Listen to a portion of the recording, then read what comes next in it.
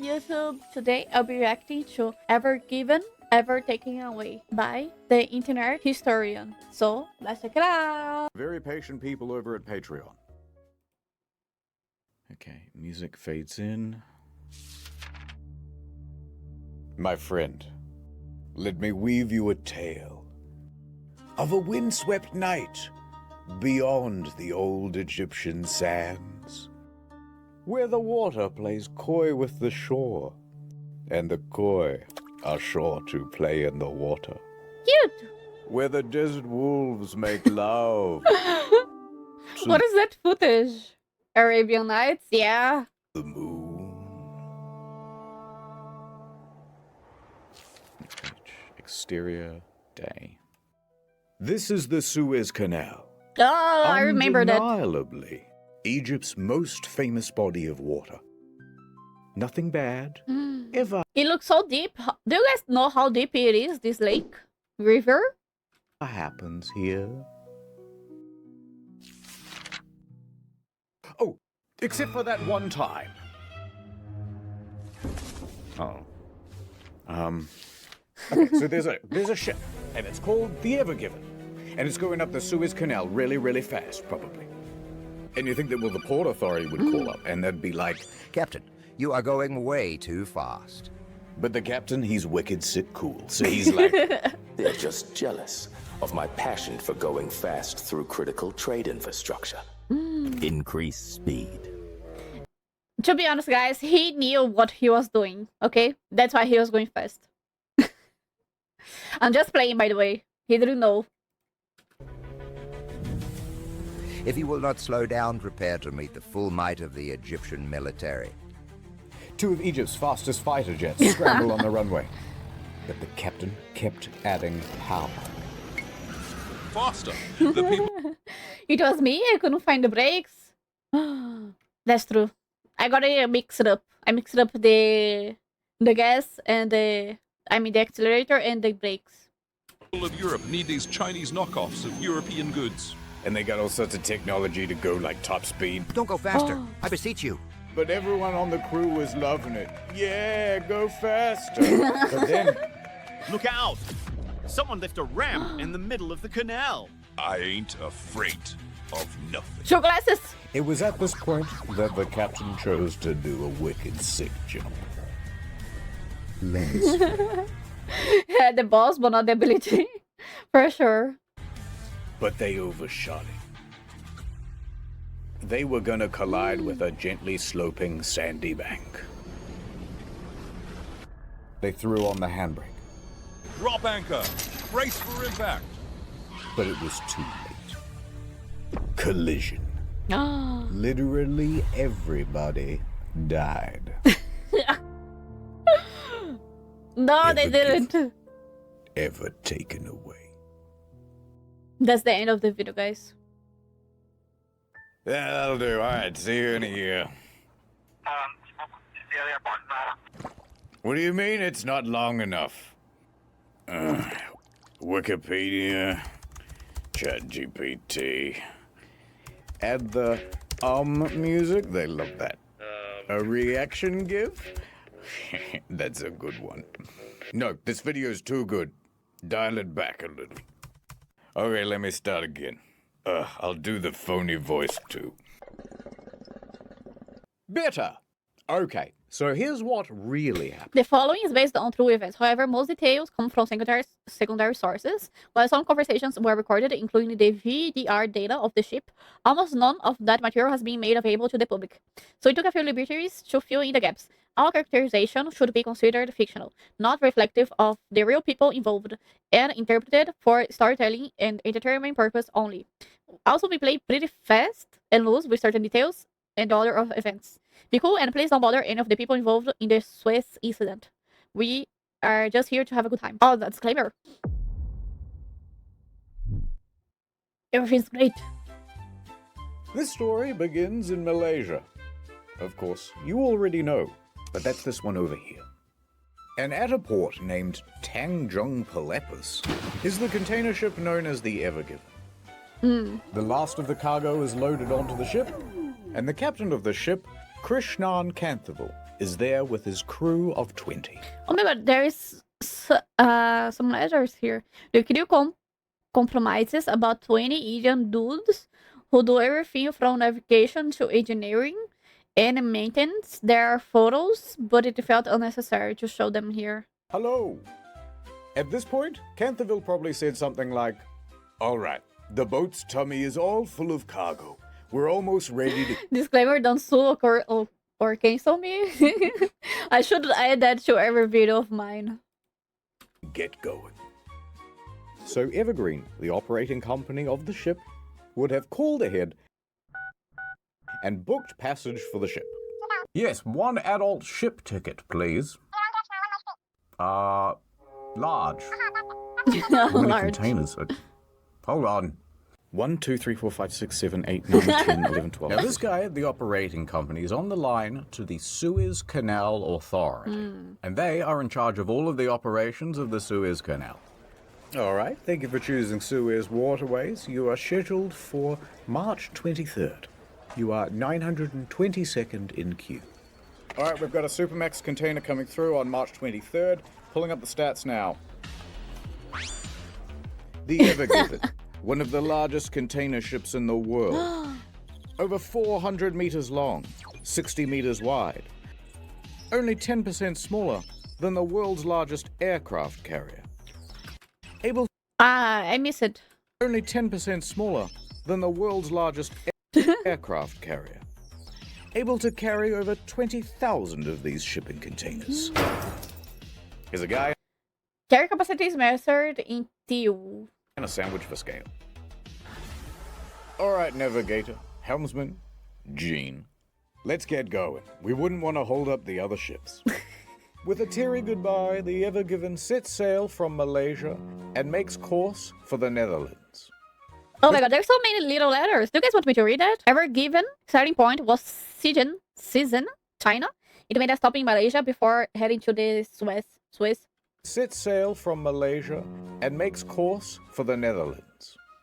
Let's go to the map. Malaysia, and you already know, but the Netherlands is over here. Mm-hmm. The route's so simple. You just go from here over to... Oh. We're blocked by Africa, sir. Should we just head back? Don't worry, I know a shortcut. Head into that inlet. It's called the Red Sea. Oh, but the passage there is so small. So narrow. Narrow? Captain, it's blue. I know. In a bit over a week, the Ever Given cruises all the way to the Red Sea. Okay. And on the way, someone on the crew points out Djibouti and says it aloud. Djibouti, because it's fun to say. Djibouti. It's a great time to be a cargo ship captain, I can tell you that much. Captain, we've got another problem on the sat-nav. There's more land in the way. How are we supposed to get through an obstacle like this? Should I just head back? Now, if this was 1868, Canterville would be in big trouble. But luckily, in 1869, someone happened to dig a big channel. Right from one side of this isthmus to the other. And filled it with water, they did. Great. Which meant that ships no longer needed to circumnavigate Africa. Woo! It's nothing personal. It's a geographic thing. Late that evening, the Ever Given arrives at the Gulf of Suez. Here on the map. It's a big open area for ships to park.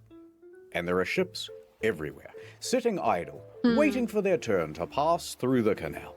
Oh, I see. Now the helmsman is kind of driving around the area, looking for a place to park and drop anchor. But then, something captures his attention. Hey, what's that mysterious-looking ship over there?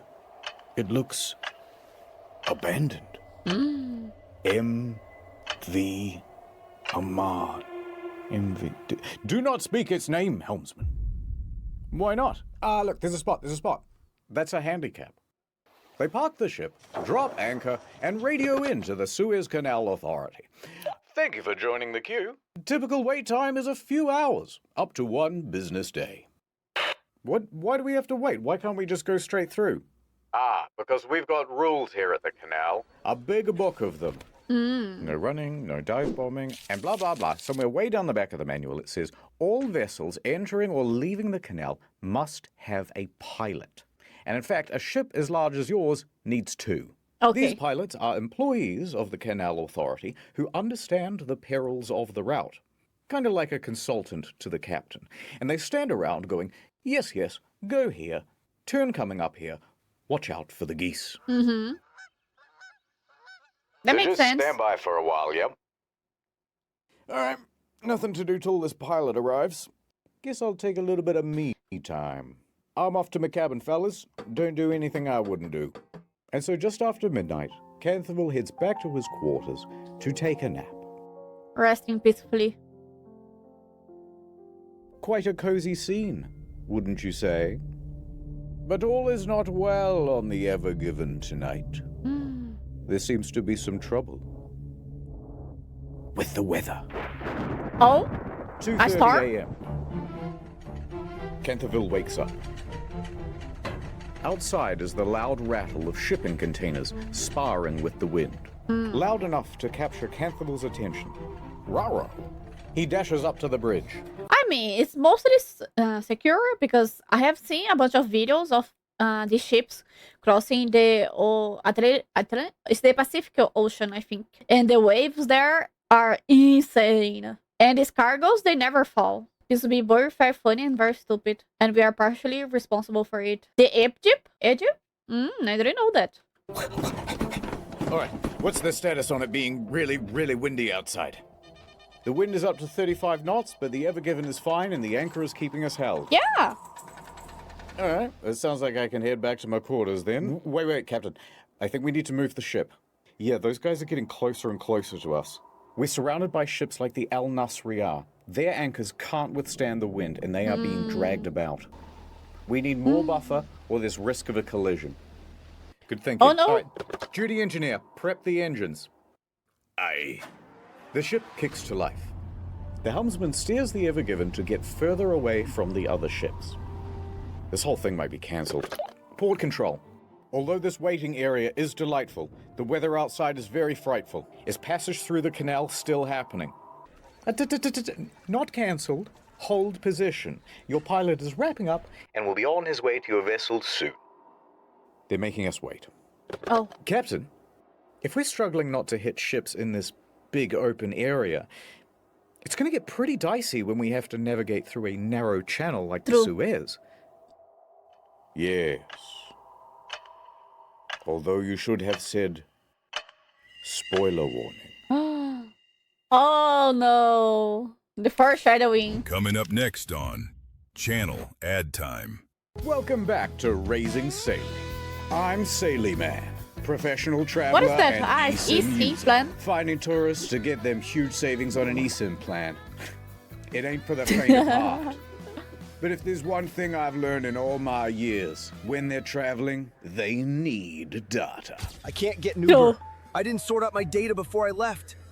Got another one. Try this. First, we download the Sailey app on your phone. Then we choose how much data we want and where. Then we add the code InternetHistorian for 15% off. And don't forget the most important part.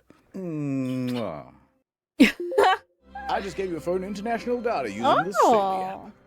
That's interesting. Sailey Man. The grinder. The grinder cool. notification. So download the Sailey app or scan the QR code on the screen now and use the code InternetHistorian to get 15% off at checkout. It's so beautiful here in the hills of Switzerland.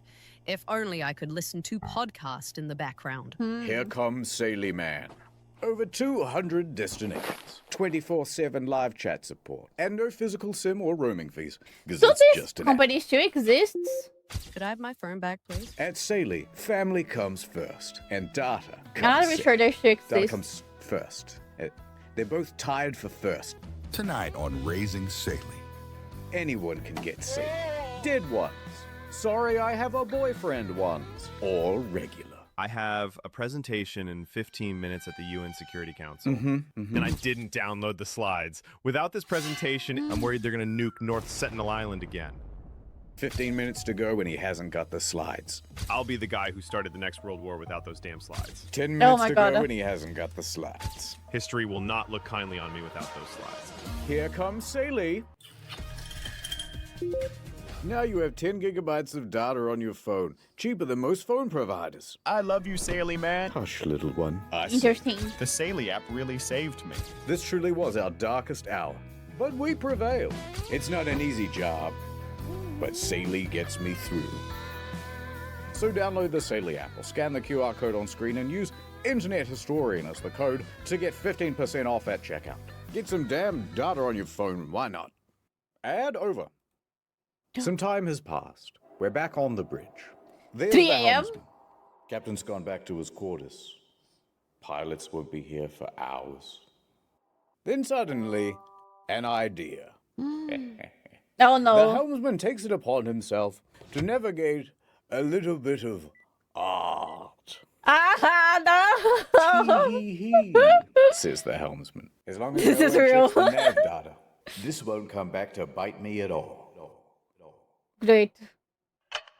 A couple of hours pass. The wind dies down just It will be his fault that the Suez Canal got stuck. I mean, they're going to put the fault on him. a little.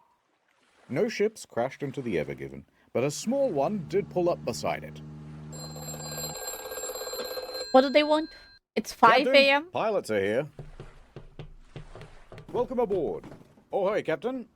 Yes, we're running late. Where's the The helm? boxes. We don't know what the pilots' names are, so we're just going to go with blue and red. Okay. Okay, I think we should move ahead at about 14 kilometers. That's right. Ahead, 14 kilometers per hour. The Ever Given joins a convoy of ships taking position at the entrance to the canal. Convoy, checking in. Ready. All right, everybody. We want to be alert. Stay focused. Yeah, Captain. I'll follow the other ships. I'll try not to get lost. Hold on, helmsman. And the audience. This is a much more perilous journey than you might know. What, a big straight line? It is 193 kilometers of narrow waterway. And I hope you've got some stamina, because Time lapse, full transit. it takes 12 hours to traverse. Oh! That's a full day trip. Some parts are only 24 meters deep. Oh, that's very shallow. Yeah. Yes, and only 200 meters wide in some parts. Why they don't make it larger and deeper? That would be helpful. That's very narrow. I've seen McDonald's drive-thrus with more clearance. And you certainly wouldn't want to have an accident, would you? Because 12% of the entire world's sea freight passes through here. Ooh. If you blocked it, the consequences would be humongous. No pressure, though. Oh, I Oh. see. Oh, don't Only 12%? I thought it was way more based on the stuff that happened at the time. Although I don't really remember if Brazil was affected by this. Totally not foreshadowing. Yeah. mind him. He gives that speech to everybody. Ahead, 14 kilometers per hour. Yes, pilot. 14 kilometers. Steady on. Everyone was affected. So into the canal, the Ever Given went.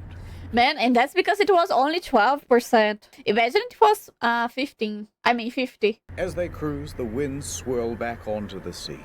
No longer buffered by miles of open water, the sand and dust can blow about with abandon. Low Oh my god, visibility. it was that sandy? Strong winds jostle the ship. Grit pelts the bow. The Ever Given steams ahead at about the pace of a fast jog. And there's no real build-up here, to be honest. Things go awry almost immediately. How are you coping with the wind? So it's very sandy. Oh, that's interesting. I didn't know that. They could add like I was going to say walls, but it will have to be too tall. It's manageable. All right, well, the wind is definitely pushing us to the left-hand side. Yeah. Yes, just try to keep it as centered as you can. Adjusting. These winds are quite something. Do you think we should have insisted they postpone? The pilots don't seem worried, and they know this water better than anyone. Yeah. The angle of the wind is particularly nasty, catching the enormous surface area of the ship and constantly nudging it off course. Helmsman, you're still too far to the left. You got to get back to the center. Yeah, I'm trying. Adjusting. The helmsman keeps changing the trajectory of the ship. It's also why expanding is difficult. Sand is difficult to work with. Work it. Ah, that makes sense. And it will need a lot of concrete. but he cannot seem to stay in the center. Come on, helmsman, we're still not centered. I know, it's the wind. No matter what they do, they can't seem to get away from the Oh, so that's why it got like stuck. Everything makes sense now. left bank. The wind foils their every countermaneuver. This is not as manageable as I thought it would be. Is it going to be like this the whole way? Don't worry, this is really common. It won't be the whole trip. No, the problem is we're going too slow. Red pilot takes the initiative. Oh no. If we speed up, we can push through the wind. Accelerate to 22 kilometers an hour. Oh. Somewhat reluctantly, the helmsman obliges. 22 kilometers per hour. Engines engage and the ship speeds up. Captain, going this fast in heavy winds is needlessly reckless. There are protocols for this sort of thing. All right, Gene, it's a bit windy. Relax. This must happen all the time. The red pilot was right. The increased speed helps them to fight through the wind and get away from the left-hand bank. However, they can't seem to keep the ship in the very center. Yay. Helmsman, you're aimed too severely to the right-hand bank now. We need a bit of leadership here. Don't worry, I know what to do. Turn left. Adjusting. The pilot's giving steering instructions now. Captain, is he supposed to do that? Captain, the pilot is not here to give steering orders. You should say something. Oh. The ship is now consistently snaking my left God. and right and left and right. Turn to the right. So they turn to the right. But then they end up too far to the right. You're too close to the right bank now. Turn to the left. Yes, I agree. Turn to the left. Look, this is all a bit tense. Yeah. And we both know where this is going. It's gonna crash. Let's just enjoy it. Oh, wow. There it is. A gently sloping sandy bank. Oh no. Red pilot, we're just consultants. This isn't our job to steer the ship. You're micromanaging. We should only be giving general navigation advice. We're getting too close to the left bank. I can't keep it centered. We have to slow this ship down. If we slow down, the wind will push us into the bank. What do I do? Reduce the speed. Faster. Oh no. The two pilots begin bickering. And not just bickering normally. They're bickering in Arabic. Arabickering. And Canterville's crew doesn't speak Arabic. What the hell are they saying? I don't know. Neither do I. Does anyone here speak Arabic? Oh no. The Evergiven has reached its target speed of 22 kilometers an hour. But they're taking wider and wider Oh my turns God. and can't seem to get anywhere near the center of the lane. And the two pilots, they're still fighting. No. Captain? Captain! Pilots! Captain! The Evergiven then reaches an extreme, unrecoverable angle, pointing acutely to the right, straight for the bank. I don't remember how they fixed that, but I remember it took quite a long time to fix the ship. No! It's going to get stuck. We need to turn left. Now. Hard left. Hard to the left. Hard to the left. The rudder turns. But the ship doesn't turn with it. What happened? Instead, it slides. Oh no. Didn't I tell you to turn left? Why aren't we turning? I am turning to the left, Captain. The ship's not responding. Mary causing international accidents? It wasn't me, guys. Please. I knew this would happen. It's your fault. The helmsman loses his ability to steer. Oh no. The ship has gone out of control. It's over.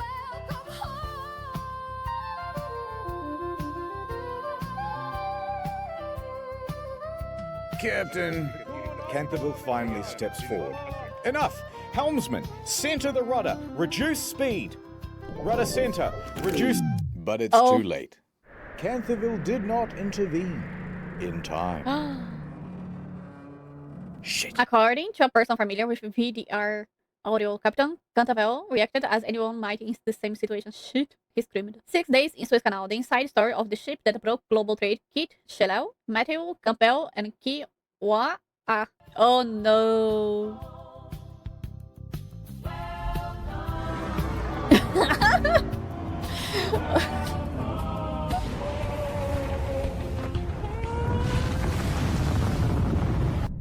crew can feel the vibration through the floor as the bow meets It's the over.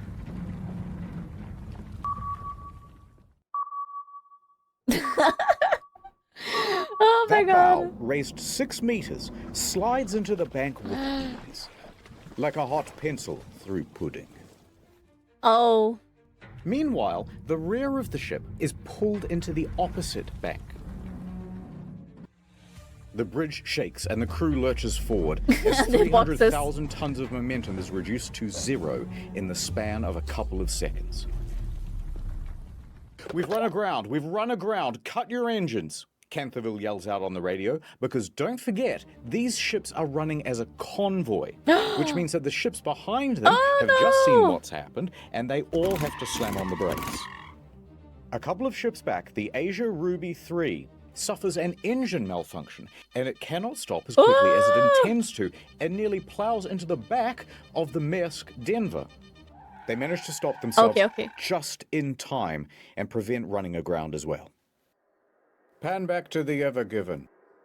Let us look at it from above. The ships that were behind it, they couldn't see that this ship was going left and right all the time. Because if they could have seen it, I'm not really sure because of this sandstorm. But if they could have seen it, they could have like prevented themselves to not crash. It is diagonally wedged across the entire canal. Oh. An unplanned bridge connecting 2 continents. This is a real satellite photograph of the ship shortly after the crash. A ship collision of such magnitude, there's almost nothing to compare it to. Maybe Hindenburg? 9/11? I'll keep Googling. Oh my god. No, hold off on the dramatic sound effects. There's no need to panic just yet. It's like a car tire stuck in the mud. We simply reverse. Full astern. Bring back the crawl nest guy with telescope? I don't remember that. Well, that means full backwards. Propellers at the back of the ship whiz to little effect, locked in place by the sand. We didn't move. Merely a run-up. Crash astern. That's the most dramatic version of full astern, ramping up to full thrust as quickly as possible. Oh, didn't work. Nothing. No, stop it. No sound effect just yet. We still have one. Like on every part ship, there is one dude way high up to keep up a lookout and stuff. Ah, I know. I know what it is. More option. Start up the bow thrusters. They're the jets at the front of the ship that give a little bit of extra oomph. Crash astern, full thrusters. I mean, it was full of sand. They couldn't do really anything. The ship, I mean. No effect. It's over.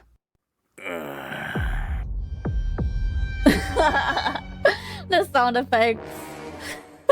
Now, we don't have the transcript from here, so we'll just presume that at the time, Canterville said something very quirky and millennial, like, so that just happened. But what we do know is that he and the pilots then jumped on the radio and got in contact with the port authority.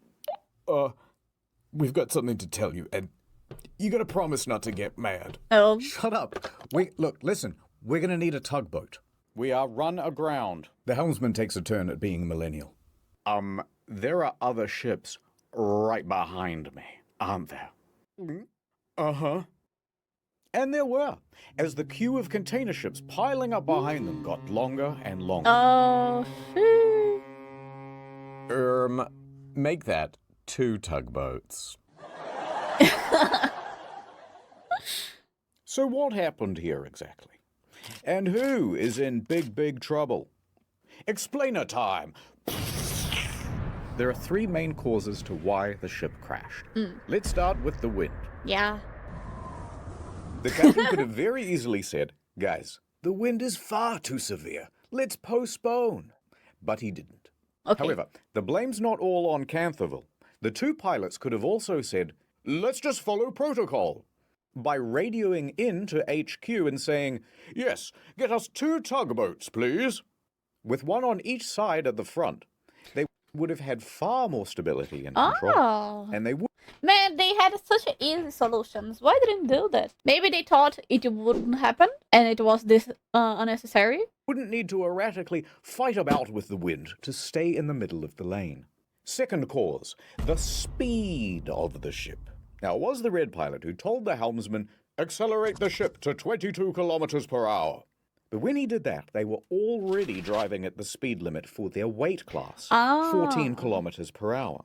And telling the helmsman to go beyond that meant that they are technically breaking the rules. And while I agree that some rules are made to be broken, going this fast in a very large ship in a comparatively small canal causes a whole bunch of problems to do with fluid dynamics. Big problems. Huge.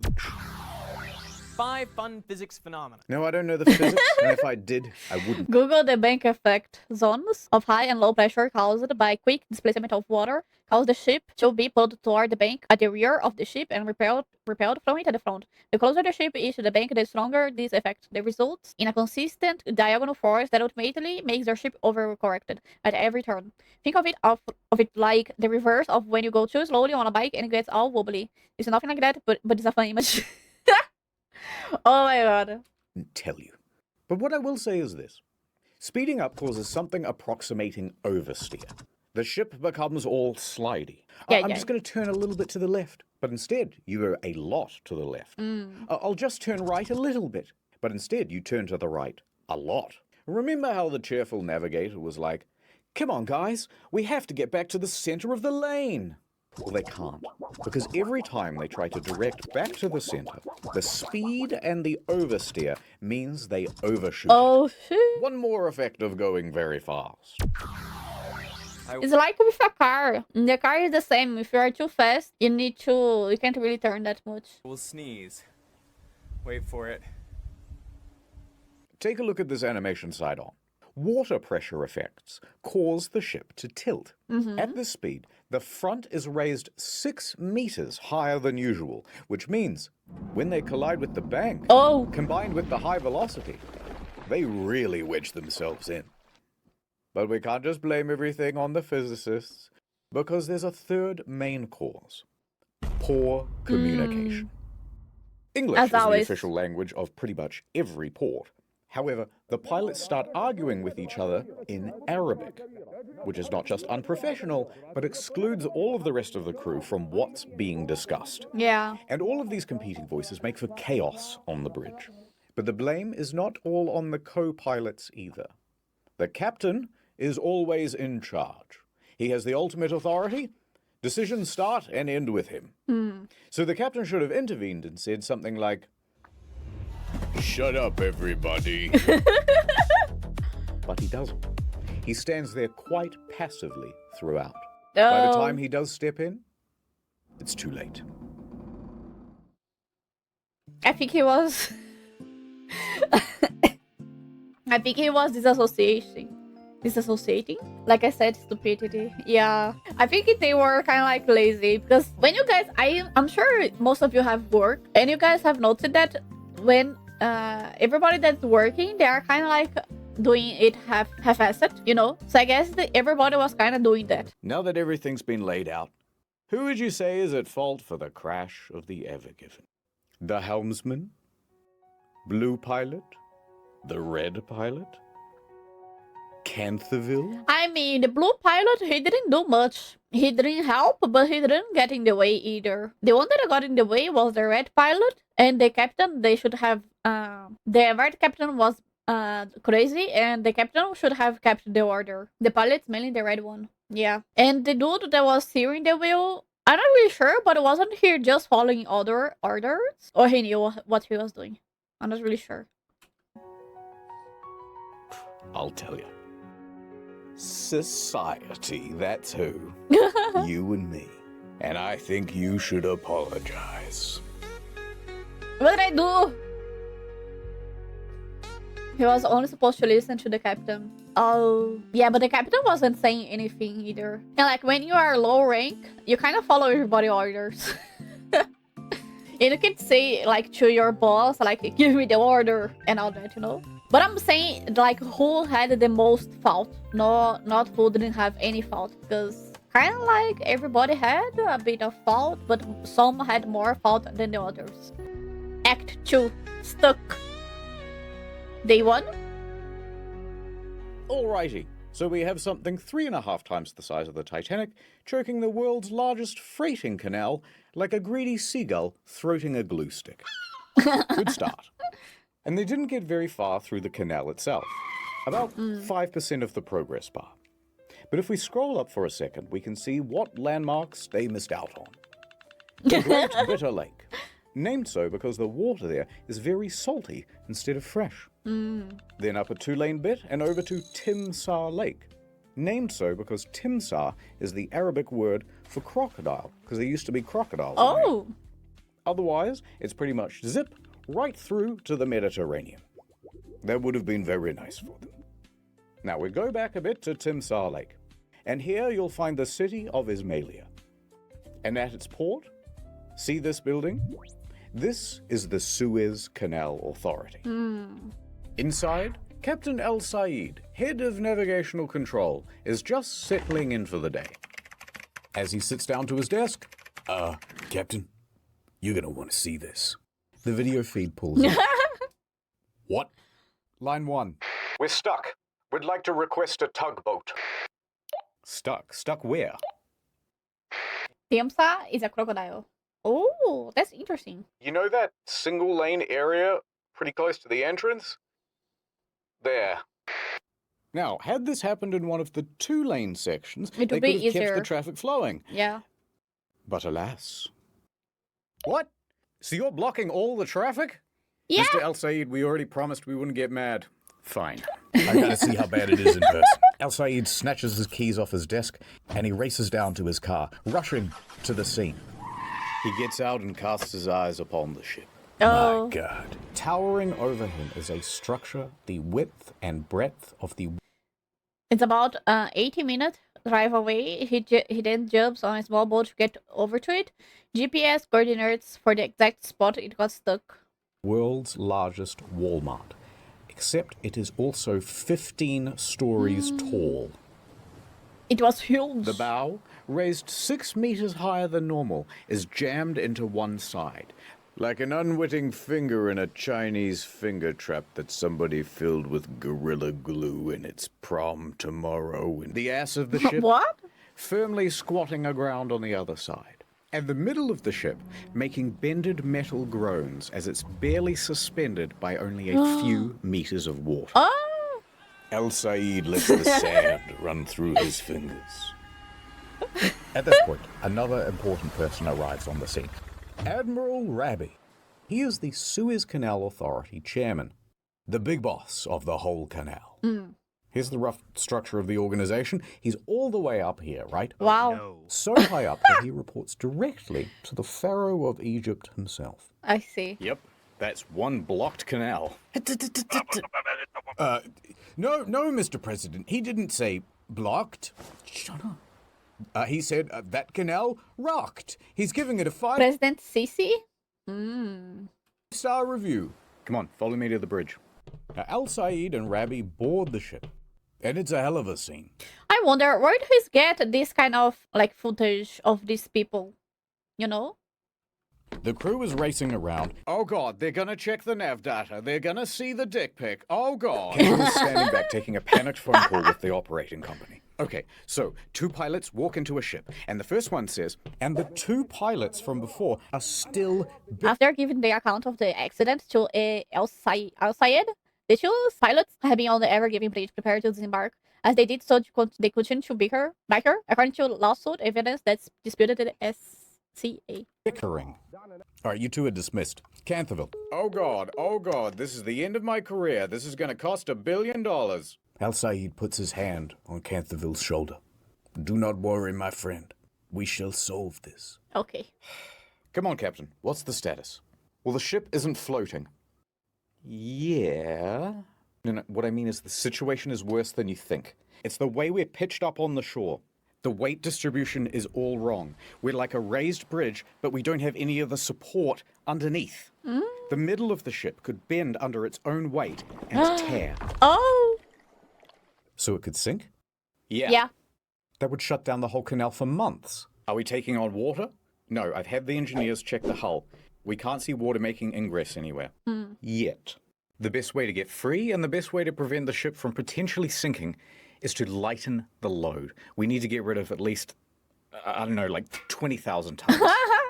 How quickly do you think your crew can offload containers? No. Look how high those boxes are stacked. To offload these containers is going to require specialist equipment. Yeah. The kind you'd only find at a dedicated port. We're not going to be able to offload these containers out here in the middle of nowhere. All right, well, it's the easiest, most brute force solution you can think of. The ballast tanks. Yeah, go on. We've got nearly 10,000 tons of ballast water on board. We can dump that right now and relieve some pressure. Ballast water is held in reserve tanks on a ship to add weight, stability, and control balance. Excellent idea. I'll get started. No, you can't do that. Well, why not? Allow me to explain. You see, when a ship fills its ballast tanks, it's filling with more than just water. It's a big, dilute, salty soup of algae, plant material, and even sometimes small fish. Pick that up in Malaysia, and then just dump that at the next port. You're introducing these stowaway... Yeah, it would be too crazy. Organisms can naturally migrate over long periods, but heating a ride via ballast water helps invasive species overcome natural barriers like currents, changes in temperature, salinity, etc. A pest species into the environment. Some examples of these invasive species include the Northern Pacific Sea star. The European green crab. Oh no! That son of a bitch. And cholera. Oh! So you have to treat the water before you discharge it, usually through heat or chemicals. And the key there is that it also requires time and access to one of these treatment machines. And we're not at a port. It's going to take much longer than usual. But let me get onto the line with the guys at Ismailia. We probably have a portable water treatment machine somewhere. Al Said turns and looks out the window. Coming down the canal are 2 tugboats, the ones that they ordered earlier. Look, we might not even be that deeply wedged They couldn't use more than 2 tugboats? in. These 2 tugboats might be all we need. Yes, tugboats. This is the Mosaid 2 and the Mosaid 3. These 2 little guys. By coincidence, this also happens to the ship that was directly in front of the Ever Given in the convoy at the time. Are able to pull around this massive cargo ship, comparable in size to the Ever Given. On go the ties. Line secure, all fast. Engine ready. Ready to pull. Canterville looks nervously at El Said. Commence pull. Slow ahead. The polyethylene ropes whine as they're pulled taut from the water. The tugboats lightly draw against the ship, testing for resistance. All right, a little more. More. More. Full power. Nothing. Not an inch of difference. Oh. All right, stop engines. Be on standby. This isn't going to work. With just 2 tugboats, we do not have the pull for a ship this massive, this deeply grounded. It's also low tide. That's not helping. Wind's high tide. Early afternoon, in a couple of hours. All right, that buys us some time. How soon do you think you can get a dredger out here? Let me find out for you. Please What hold. is that? The dredgers can remove the sand below the waterline. That's all built up around the ship. Hi again. They say it'll take a day, maybe 2. All right, tell them to hurry. A day or 2? I'd better update my boss. Let him know it's not gonna be a quick fix. I should call my wife as well. All right, don't go too far. I need you for something in a minute. Hey, what about excavators? Oh, yeah. How many we got? Right now? No, for my birthday. Yeah, now. 1. Oh. 1. What? 1 guy. There's only 1 excavator on standby for the whole canal. Well, it's just post-COVID. Everyone's been excavating from home. Patch me through. There really was just 1 guy, by the way. They even have the picture of him? That's crazy. It's local contractor Abdullah. So he picks up the phone. Mushy mushy. There's been a big accident at the canal, Abdullah. There's sand and dirt everywhere. I need your help. Just send me the deets, Chum. Abdullah jumps in his truck and heads to the scene. And when he pulls up, Oh. Gott in Himmel, he sees the massive Ever Given wedged into the canal. I don't think one excavator can help anything. Abdullah the gold? So he fixed it? With one excavator? That's so little. Abdullah locks himself into his excavator and gets to work on the most important task he's ever done digged.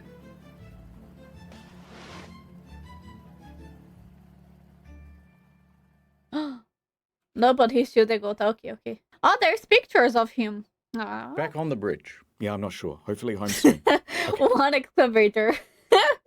That's crazy. Why did they like call more to go there? Yep, no, love you too. Okay, bye. Whew, the boss was not happy. Hey, before you said you needed me for something. I did. Who's this? Breathe into this tube. Just if it's Also, drunk? you have to do a drug test. After the crash, they tested Canterville for drugs and alcohol.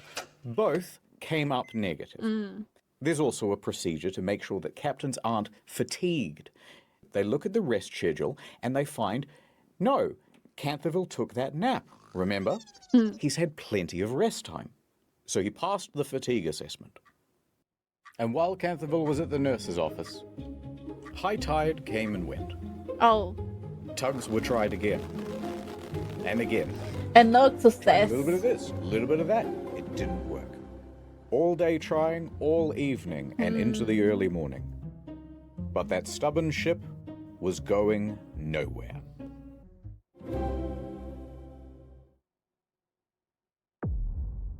They chose still stuck.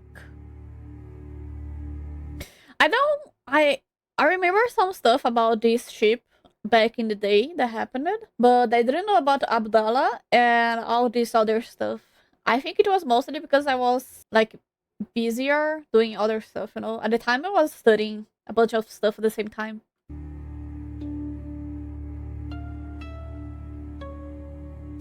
I just remember it took quite a long time for them to get it off. The ancient scripts. The moon. she finds ignorance of her crimes. Please, guys, I'm innocent. Day 2. There's quite a queue of ships by this point, and they're all honking their horns and hey, move your ass! I got Frozens in the back. Go around! Go around! No one knows quite what's happening because the Suez Canal Authority has not made a formal statement. But their hand is about to be forced when an impatient sailor behind the Ever Given takes a photograph and publishes it online. And this starts a bit of a buzz on social media. Yeah, that's why nowadays it's difficult for you to keep secrets when it comes to this stuff. It was at this very moment that the helmsman's most feared fear was most realized. Someone pulled up the navigation. Oh no! Within 24 hours, it was all over the news. So over at the Suez offices, Mr. Rebbe, you have 300 voicemails. Telemarketers? Important clients and journalists. They're asking about whether the canal is blocked, aren't they? They're asking about whether the canal is blocked, yes. And the Suez Canal Authority could keep it a secret no longer. They held a press conference. Oh, I didn't see this at the time. This is crazy. Let's say, hypothetically. They didn't give many details, but it was a very inspirational press conference. The news begins reporting on the story. It's blocked. Cargo ship blocking the Suez Canal is a huge container ship. There's just the most incredible drama playing out in the Suez Canal. A massive container ship longer than the Eiffel Tower. It's one of the world's most important shipping lanes. And breaking news from the Nana Star News Channel. I'm Nana. Mega ship's big ass is stuck in the Suez Canal. Right. Point is, this story exploded Who is everywhere. She? There was a lot of sympathy to go around. I appear to have blocked global trade. And the internet, upon seeing it, went, these guys need some help. We would love to volunteer. That's not a picture of a naked woman. I need to help them. They knew best about what to do to get this ship Oh my unstuck. god. Alright, it's time for the yeah, I reckon you could pretty much just do this and it'd work section. By far the most popular solution was simply blow it up. No ship, no problem. That's crazy. But why wouldn't this work? Well, first you're blowing up $1 billion worth of cargo. Yeah. And this thing is about 3 times the size of Mount Rushmore. So there's quite a lot of debris to sweep up, actually. And you still haven't solved the problem of moving the thing out of the fucking canal. Next idea. What if we attach 1,000 helicopters and simply fly the thing out? You could even take it all the way to its destination in the Netherlands. Why did nobody think of this? Oh my god, what a genius idea. I'm playing, guys.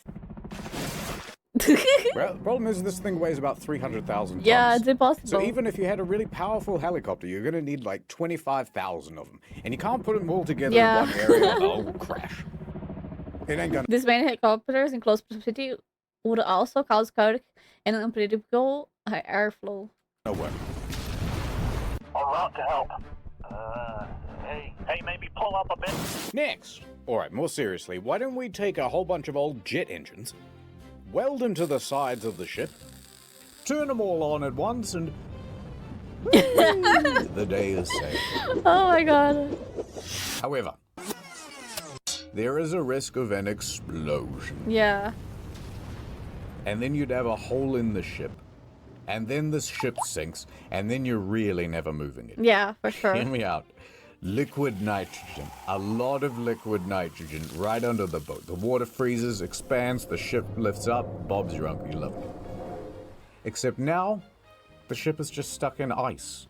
And then it melts. And then you're back to the exact same position. Also, you need like $1 billion worth of nitrogen. There's no way to get that much material, let alone handle the scale of that material. Also, everyone's going to freeze to death on board, and the ballast will expand in the tanks, and that'll destroy the ship. Yeah, for sure. It's not going to work. Alright. Drunk ideas, for Last sure. idea. Best idea. What if we just actively made things worse? Such as this petition to add a second boat to the canal.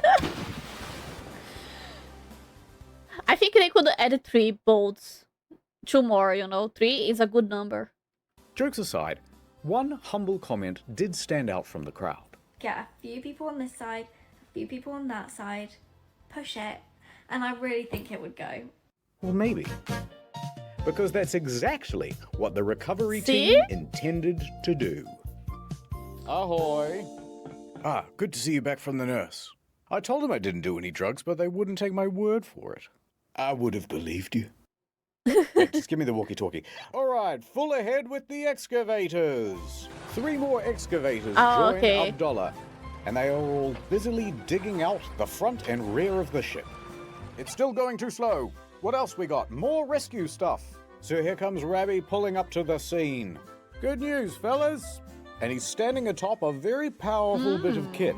A big, beautiful dredger. This dredger is named the 10th of Ramadan. A second larger dredger called the Mashur will join the fort soon too.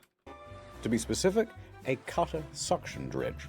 Essentially, you've got a big rotating cutting tool that loosens up all the soil, while a big suction pipe sends it yonder. All right, do the dredgy. Full speed. What else we got? We got more tugboats incoming. More and more tugboats join the fray. Yay! A total of 8, arranged around the ship like this.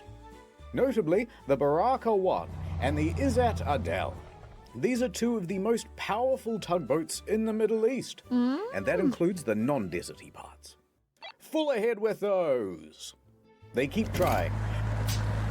A cacophony of engines playing the highest stakes game of tug-of-war ever attempted. Tens of millions of dollars being lost every hour until it was won.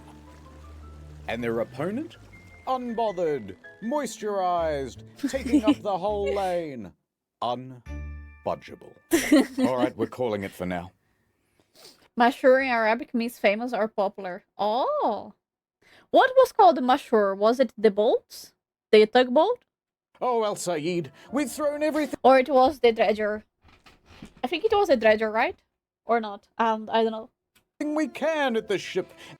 Barakat means blessings, prayers. Izat means might, glory, honor. Oh, all of them are both names. Oh, I see. Cool.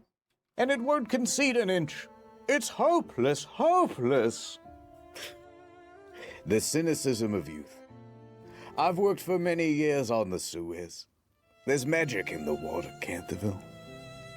Magic. We will succeed. Your words are empty, El Said. Optimism has blinded you, El Said. We cannot defeat the canal. It is simply too powerful. If I were the guys at Kais and Kaisha, I'd just forget about the Ever Given and buy a new ship. Well, we can't afford a new ship. The owners of the Ever Given, Shoei Kaisen Kaisha Limited, are getting very worried. I need that ship back, and I can't just leave it to the Suez Canal Authority to do it. There's only one team daring and foolhardy enough to take on a job like this. Kaisen calls up an elite salvaging company from the Netherlands. Smit Salvage. We need your help. I got your number from you know who. Smit is the industry's best. They have response centers all over the globe, 24/7, ready to respond to marine emergencies. Cool. And funnily enough, they're the same team that helped with the rescue of the Costa Concordia back in 2012. Suit up, boys. They put the ocean in Ocean's 11, the tide in Tide Pod, and sometimes they pee in the water. Why not? The fish do it. We're en route to the canal. ETA in the next 24 hours. SMT Salvage probably doesn't operate in a shadowy underwater facility where they abide their time waiting for the next bit capper. They also promised that after this one last job, they're out.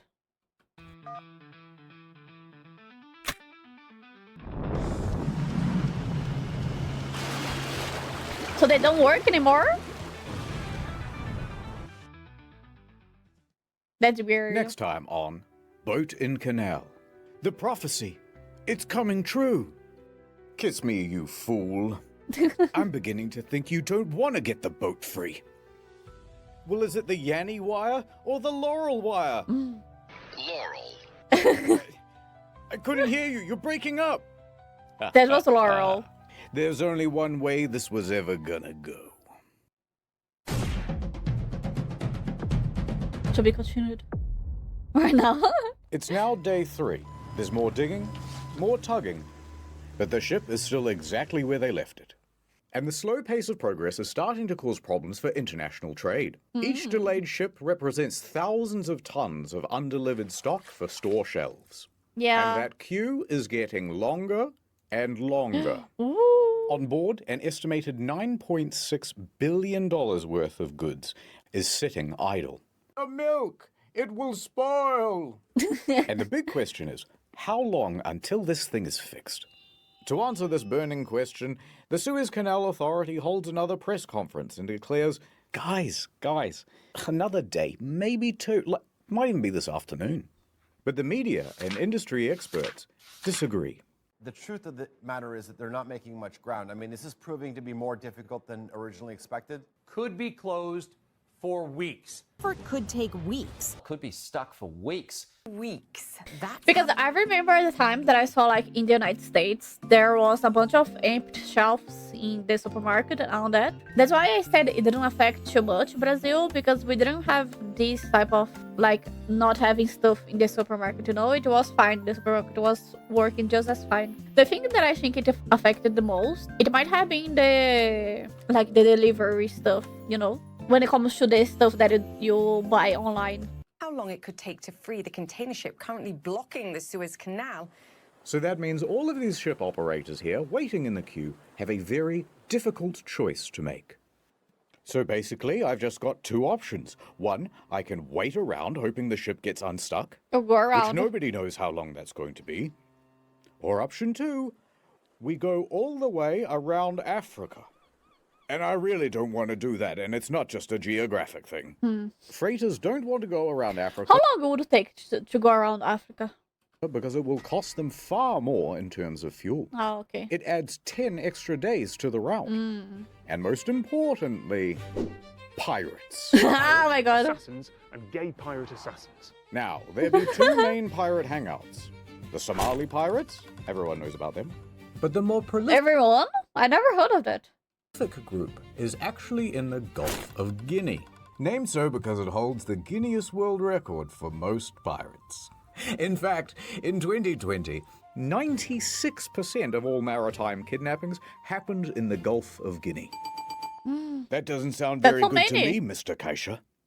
And I just want you to know that you've made an enemy. And when I... Is your boat running? Because you better fucking move it. You can't park there. All right, hear me out. I'm thinking a bunch of helicopters, right? And There are a lot of people now who are angry with the owners of the Ever Given. There's only one thing I can do. Bing, bing, bing, bing, bong. Breaking news. Pause for a second.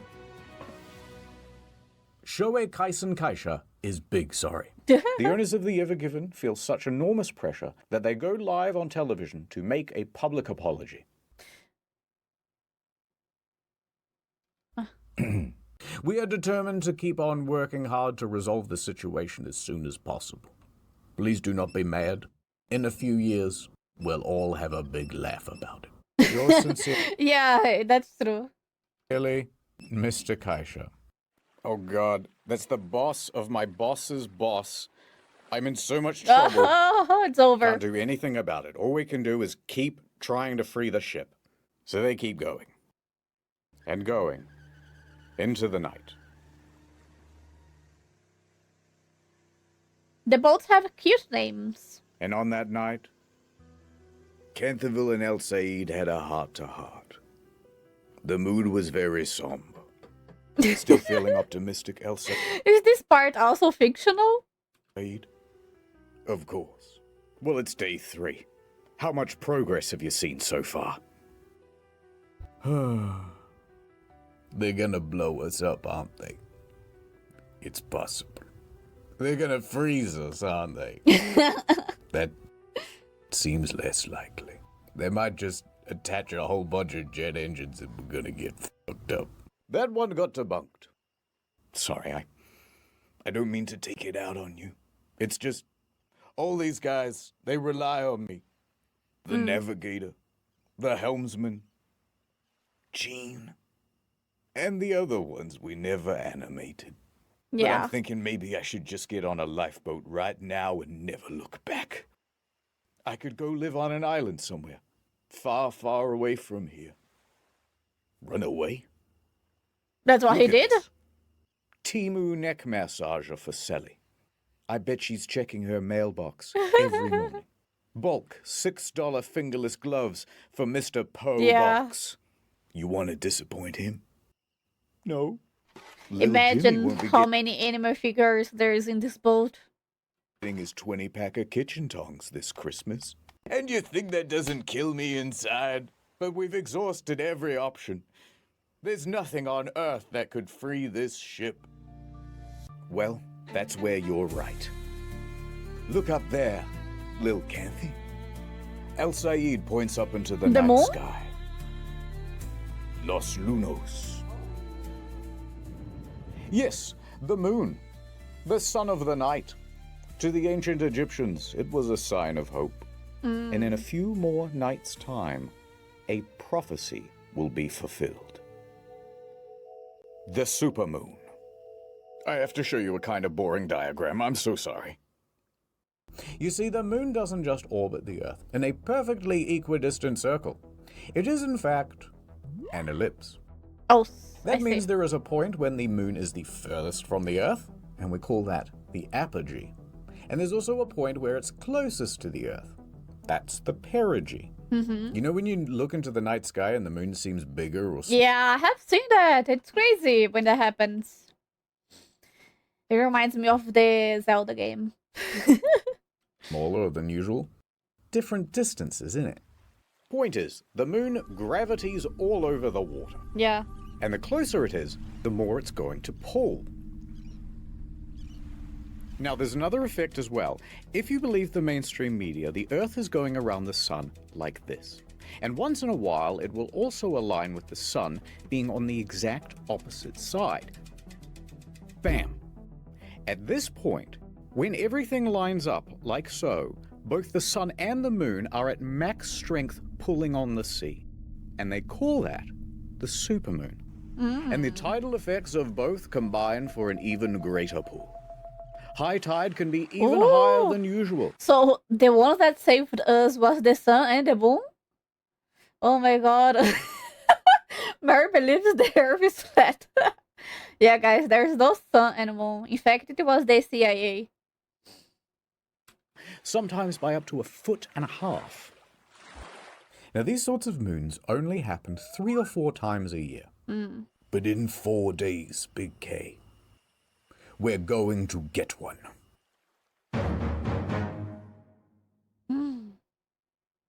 Oh my god, it was Sailor Moon. Previously on Boat in Canal. Don't let go!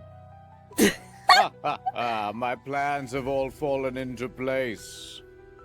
Panama? Why? I thought I knew what being a captain meant. What do you mean cut the black and blue wire? There's only white and gold. We've got one chance left. The moon. This is just like that Costa Concordia video he did, but way less funny. Oh no. Act 2 plan and Over plan at the Ever B. Given, things are status quo.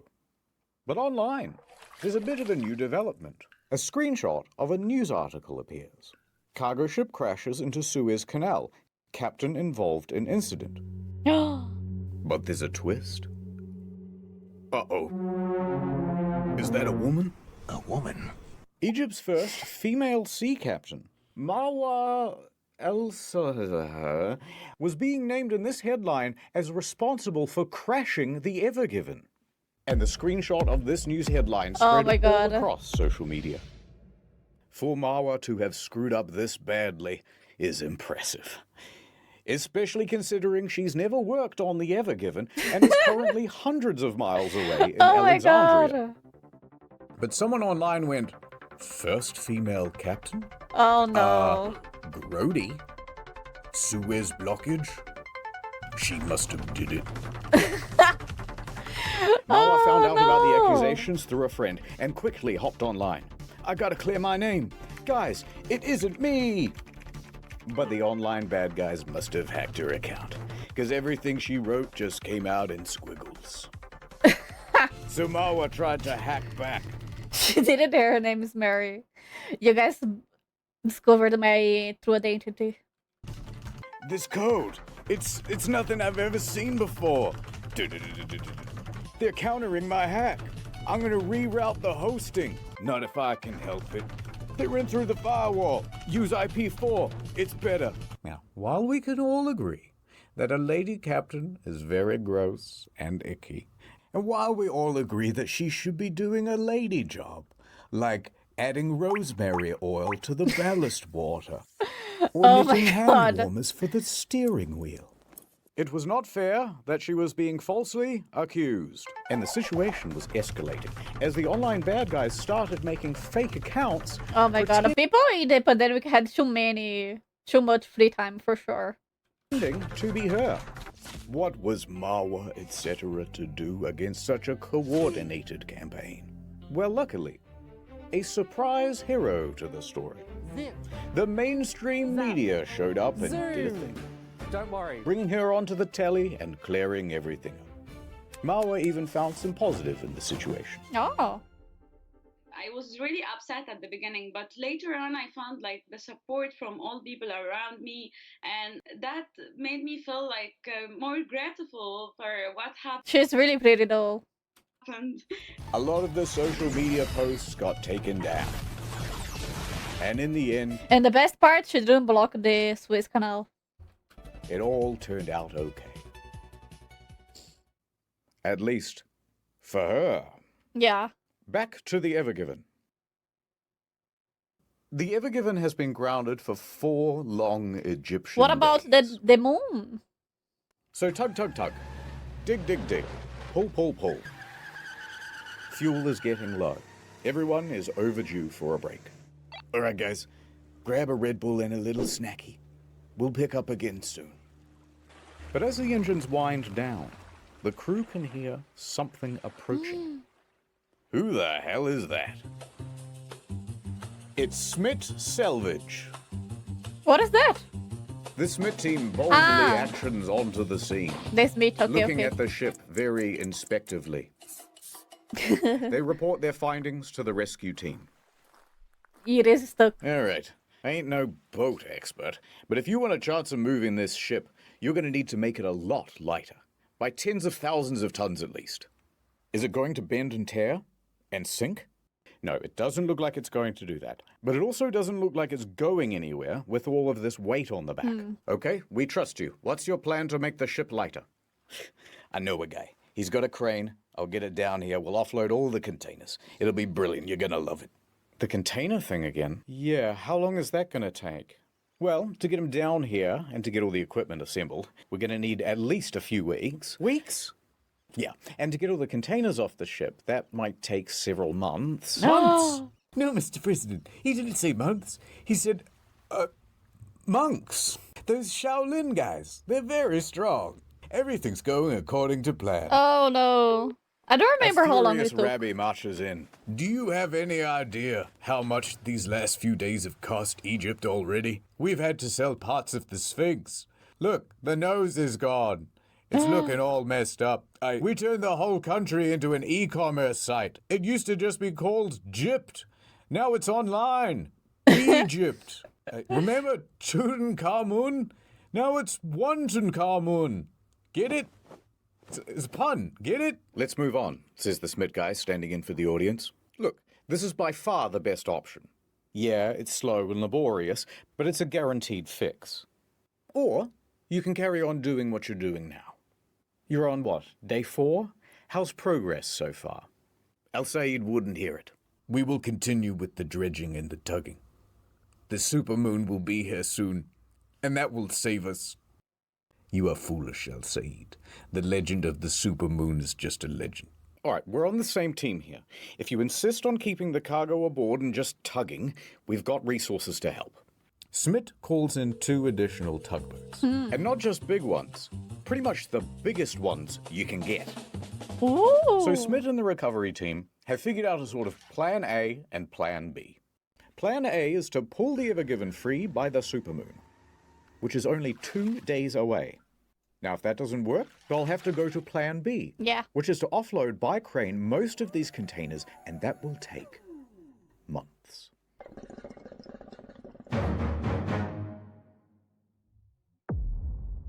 Everyone's mad. Day 4. Day 5. Watching on impatiently, tapping their feet and looking at their watches very aggressively, is now a queue of 400 vessels waiting to use the canal. Fresh fruit, thousands of tons, losing its freshness. Medicine, losing its potency. Mouthwash? There is no turning. Oh my god, mouthwash was already released at that time? He didn't... Okay. This video is not that old. You take the blue pill. No pill. The red. Not to mention, livestock. More than a dozen ships have live Oh my god. animals on board. Mostly sheep and cattle, lightly sizzling under an Egyptian sun.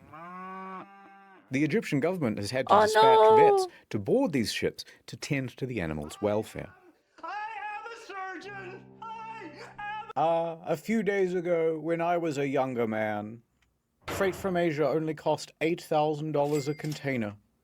Now it's $12,000. And the impact is being felt by a lot of larger companies. Renault, for example, ran out of some critical components and had to halt assembly at a couple of its plants. Adidas, Nike, IKEA all saw shortages.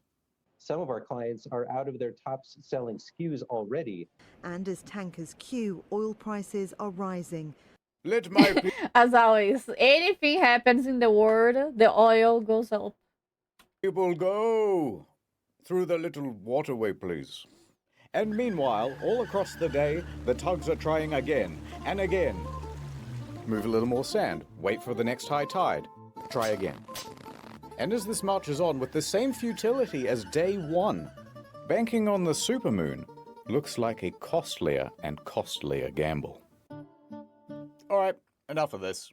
Seen about 100 ships opting instead to go the long route around Africa, Okay. accepting the longer traffic time and piratey risk. I mean, couldn't they like hire security or something like that? Supermoon. Day 6.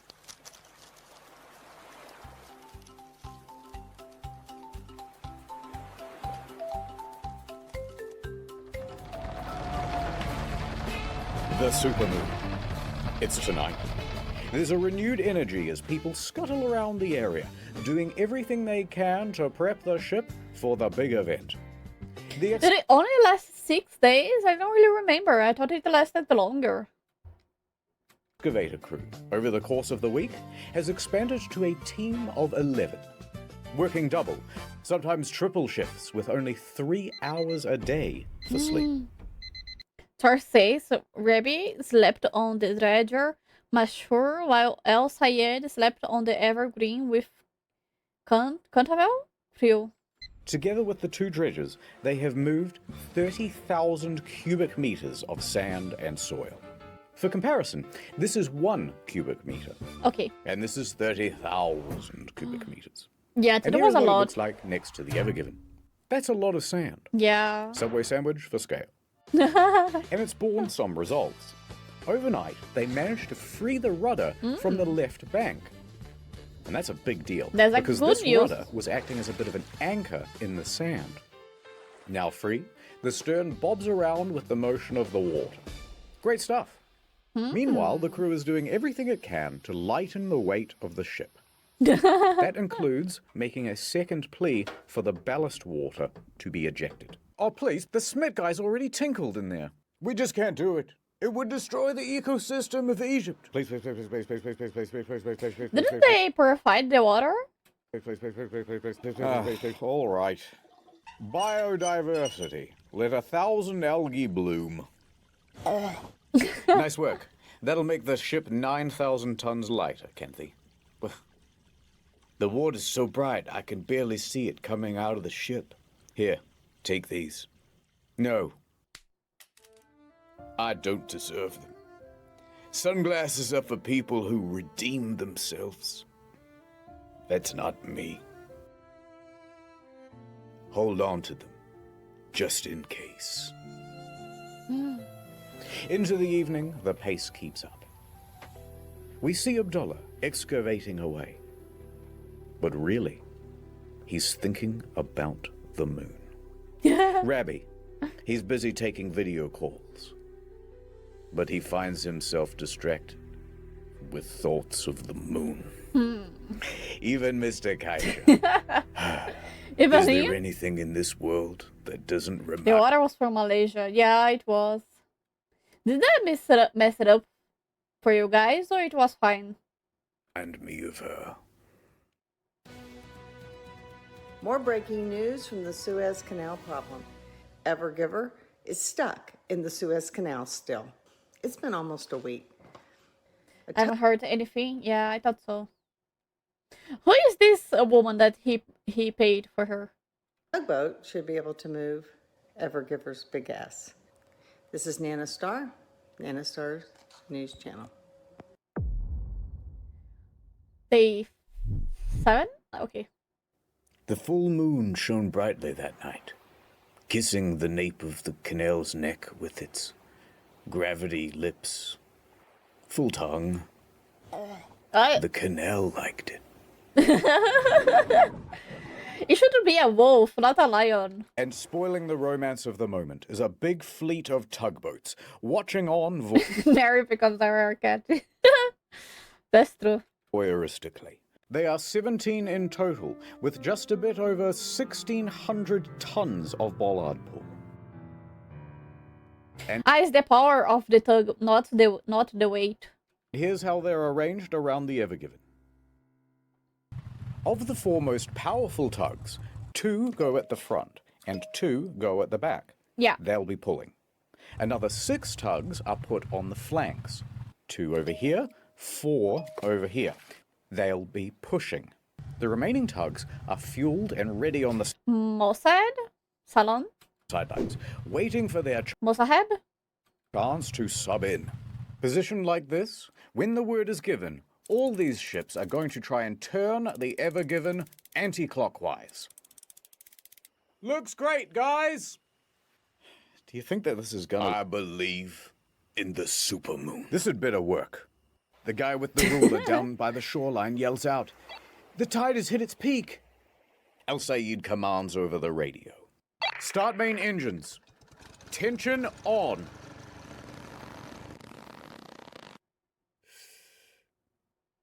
Full ahead. The tugs start moving. They carve through the water with ease. The immense power from the tugs meet the resistance of the Ever Given. It was at this point that the narrator said something really poetic. Stuff about the night. About how the ships were like dances on the water. For juxtaposition, we cut away to that crab again. Which everybody hated. It's like a metaphor if you think about it. The tugs are sliding to the left. They're sliding to the right. It's not working! Diesel fumes fill the air as the tugs keep increasing their power. The water violently foams behind the tugs. Everyone is staring at the back of that ship. Come on. Move. This goes on for minutes. Oh. More minutes. Even more minutes. An hour. 2. 4 hours. By 4:30 a.m., the moon's power is starting to wane, and there is very little progress. Don't give up. The tide only goes down so that we can rise once again. Your moon gambit has cost Egypt dearly, El Sayed. Guards, prepare the sarcophagus with the beetles. Like in the... What the hell is that? It moved? Under the water, all of this tugging has loosened the sand, the soil, the rock. Oh. Could it be? The sound of metal tensing and flexing. The ship is beginning to move. It is coming free from the bank. The supermoon gives one last howl. There it is. It worked. They pulled the ship from the bank. At the back, at least. Oh. Now, the bow is still wedged in there pretty good. But this is progress. Yeah. We're halfway to freedom. Keep going. So they did. All morning.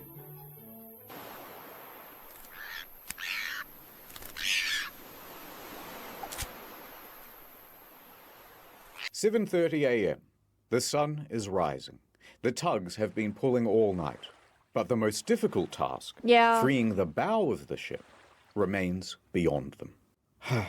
Well, I guess even the moon has its limits. I don't want to hear it, El Sayed. It wasn't enough. That bow is still stuck. No, Mr. President. They're not saying that the bow is still stuck. They're saying, take a bow. And then something else that rhymes with stuck. Go. They were loading up the missiles for Plan B, as the guys on social media suggested. I lied about the crane thing. This was always the plan, says the Smith guys. You know what, Canterville? I agree. They should just blow us up. What? My career is over now, too. You're the guy who blocked the canal, and I'm the guy who couldn't get it cleared. We've brought instability to the Middle East. No. But no. Enough, Canterville. I raised your hopes with moon-based promises. But look at the tide. It's low. Low tide. And yet, I am lower still. Canterville looks pensively out the window. It's over. And it was at that moment that he had his character arc. He realized that he was the captain, and the captain is always in charge. Yes, the Middle East was definitely stable before this. I see. Shut up, El Sayed. We shall continue, regardless of the tide. Is that not... Well, couldn't they pull back now? Since the The behind of the ship was out. The Egyptian way. Don't you remember the story, El Said? That every young Egyptian kid is told about the human pyramid? No. Where there's one guy at the bottom who Did you ever heard of this history, Hollow? gives up and we all fall down. Heck, it ain't a triangle if you don't try. We need to be strong, together, like a pyramid. It's what Giza would have wanted. You're right, damn it. Giza? Thank you, Canterville. That's the most inspirational speech I've ever heard in my life. I'll never Nope, our pyramid building days were long ago. Yeah, I imagine so. lose my faith again.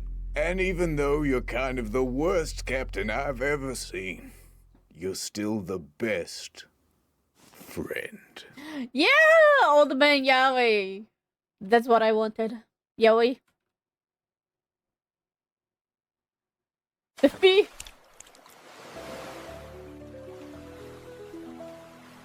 So they pressed on all morning, enthusiastically and vigorously tugging away, beating off the fatigue, but to no progress. Okay, everyone, take a break. Copy. Sus. We'll have lunch and pick up again in a couple of hours. Then suddenly, one of the Smith guys comes busting into the room. I've got an idea. Everybody turns and looks at the Smith guy. All right, well, sorry about the boring diagram, but Take a look at this. Remember how we emptied the ballast tanks before? Yeah, of course. well, now that the ship is half floating, what if we refilled the ones at the back on this part of the diagram, where the ship is almost floating? That way it will sink lower here and allow the bow to sit up even higher on the bank. Canterville gives El Said a knowing nod. I got this. I know a guy who owes me a favor. Please, please, please, please, please, please, please, please, please, please, please, please. A few hours later, the ballast tanks were filled. Morphe. It worked. The bow lifted, ever so slightly. It's working, it's working. And it gets better. It's now 2 p.m., and that means high tide. Guys, I've got another technical issue. All right, what is it? It's easier if I show you with a drone. Hold on, let me try again. All right, you can see the ship is lodged at the front. The guys are pulling, but it ain't budging. Yeah. However, a lot of force is building up here. And what if it were to break free? The sudden release could propel the ship straight across the water with a hell of a lot of momentum. It could span the entire canal and land on the opposite bank, only to run aground again. Worse still, it could pin these small tugs in its wake. No, the sandwich. Dangerous. To solve this problem, they did a bit of a safety briefing, and they got some rope. More 4 rope, ropes, okay. actually, tying the bow of the ship to somewhere on the land. The lines look great, guys. With the contingency in place, the tugs start up again. And about an hour later, at 3:05 p.m., movement. Oh! The bow began to shift. The solution was more ropes then? Deadly sandwich disaster, yeah. Okay, that's definitely moving. This is it. It's working. The ship made a big noise as it accelerated from the bank. And at first, excitement and relief. Ooh! The bow was coming free. Oh! But remember that concern about the overswing? Well, it's happening. Oh. Okay, the only source we found for this part of the story was Bloomberg, but they said that it happened and we wanted to build it. So this recreation is how we imagine it went. Okay. The 4 support ropes take strain. Then, one of them breaks. Do you think it's going to hold? I think it's going to hold. Move those tugs out of the way. Oh! Snap. Another Oh rope no! breaks. Captain El Said. It's going to hold. Get your tug out of the way, but it's going to hold. Snap. A 3rd rope breaks. Get out of the way! Get out of the way! This wasn't made up. Rope. There were 4 ropes and 3 of them broke. Breaks. Okay. Get out of the way! Get out of the way! A single strand is the only thing holding this ship from swinging all the way to the other bank. They should have added 8 ropes. Being stuck forever. Without even realizing, Canterville grabs Al Said's hand and squeezes it tight. It's gonna hold. You're a madman, Canterville. Mad, passionate about this canal, and I ain't afraid of nothing. He said very cold-backedly. The engines shut off. All that could be heard is the squeak of tightening rope and the scream of torsioning metal. Sacre bleu, said Abdullah. But it is slowing down. Ooh. It comes to a halt. The final rope held. They really did it. Wow. And the Ever Given rested easy in the middle of the canal. Yay! Al Said turns to Canterville. Power up the engines. Let's get your ship moving again. I'm on it, says Canterville. All of the tugboats start honking their horns in celebration. Damn it, it was 7 days. I thought it was longer. That's weird. Cheers can be heard from the main dredger, the Mashour. In fact, they filmed this celebratory video. You heard them right, Mr. President. We did it. Longest week ever? Yeah. In my mind, it lasted way longer. Maybe it was because... maybe the jokes lasted longer. That's why I got confused. Did it. It's free. I told you. All in a day's work. The president... Egypt does not have a nuclear weapons. It relies mainly on fatal courses and very sharp needs for self-defense. Takes his finger off the nuke button. Pack it up, boys. There's no nukes, guys. I can't believe it. All that digging really must have made a difference. I just... Oh. Ah, the crab. Good. Everybody hated that crab. We did it, Gene. We did it. Gene? Where are you? Captain, who are you talking to? Gene! Captain, there's no Gene on board. Oh my God. Wait a minute. Gene Viver. No, it's impossible. It was the ship Esprit. Wait. Thank you. I'll always remember you, Canterville. And so the canal was clear once again, and chop chop. You still got work to do. By 8 p.m., the workday had not finished for the Suez Canal Authority. There's still a backlog of 400 ships waiting to go through the canal. So Rabbi stands in front of microphones and says, "The canal will be operating around the clock until the queue is cleared." And within a few days, it returned to normal. It was a big accomplishment.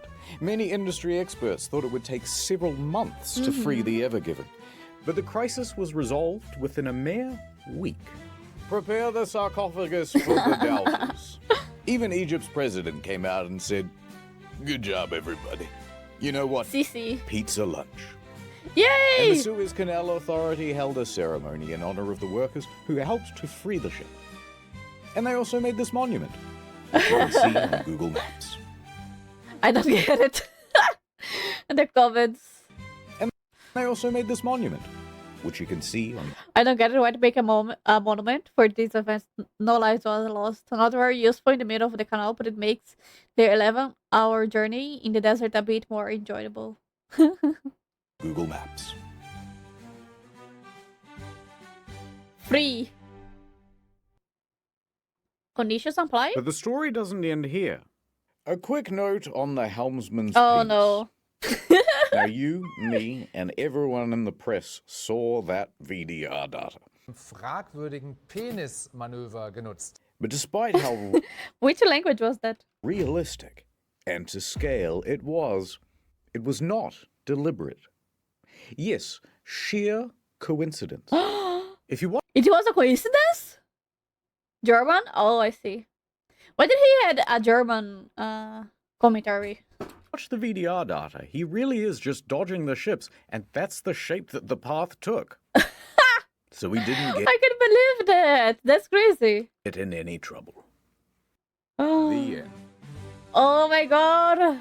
Oh, all right. I suppose one more smaller It was an accidental dick. detail. Now that the Ever Given is free, what's going to happen to it? And what's going to happen to the crew? Well, the Ever Given was tugged over to Great Bitter Lake, where they determined that the ship was seaworthy and not in any urgent need of repair. But it's also going to be impounded. Oh no. Oh? Hey, there's, like, police boats outside. Why? What did you do? This ship and its crew is now subject to the indefinite detention by the authority of the Egyptian government. Until you pay us, the Ever Given may not leave, says the Suez Canal Authority. Why? Yes, we will be holding on to the Ever Given. It's our view that there was no wrongdoing on the part of the Suez Canal Authority or its two pilots, and it was all the crew of the Ever Given, so their ship will be held until the parent company agrees to rightfully pay us for all of the costs incurred. Ah. Ruh-roh. Now, here's where things get very complicated, and there is a lot of legal Yeah. mumbo-jumbo. But the crux is this.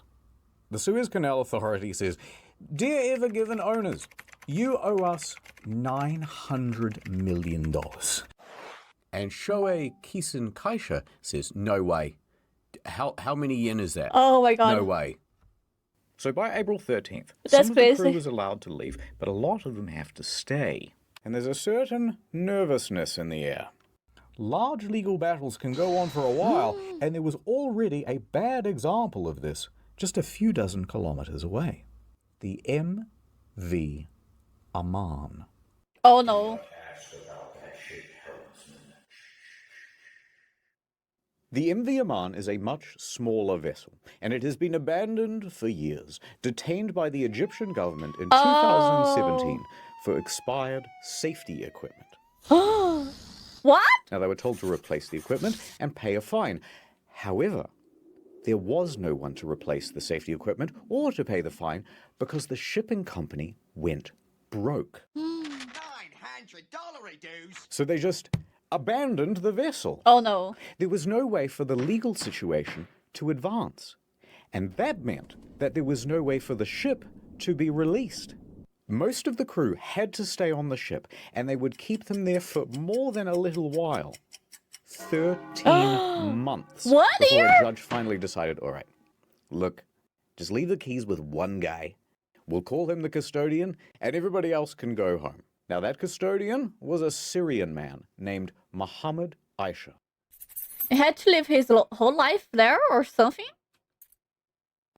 Look, he's holding the keys. He's holding the keys. You have to stay on the ship now. No. Everybody else got to leave, but he had to stay.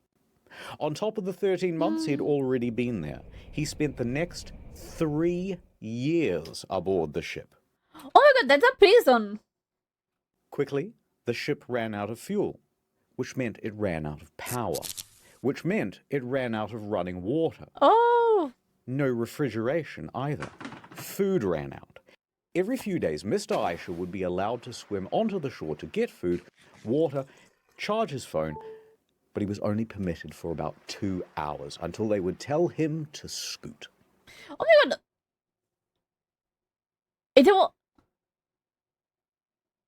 It's on purpose to look like a prison, to be a prison? Yeah, it sucks. There are a lot of ships like this in the Middle East in general. He wasn't fed until freed until April 22 from 2021, which means he was still stuck in the MV Aman when the Evergreen was impounded. That's crazy. I didn't know that was legal. Would this be the same fate for the Ever Given crew? They did not know. But we do, so let me tell you. A few more weeks passed, and the negotiations continued. You guys had those two bickering pilots. Yeah, but the captain's always in charge. Sorry, who didn't arrange for tugboats while we were going through the canal? Oh, that was you guys. I'm gonna put 20,000 containers on one of the largest ships in the world and go double the speed limit, then complain about tugboats. But eventually, they all got together in a big room. And they went, I'm sorry about all those things I said and those emails I sent. I didn't mean it. I was tough on you as well. They embraced. They made amends. They made love. They did not make love. No bromance? And they agreed, all right, you can keep using the canal, but sometimes we get to go fishing on the boat. That's fair. That's tough, but that's fair. They shook on it. It was an Egyptian handshake. They do the thing with the elbow. There was a mummy. What?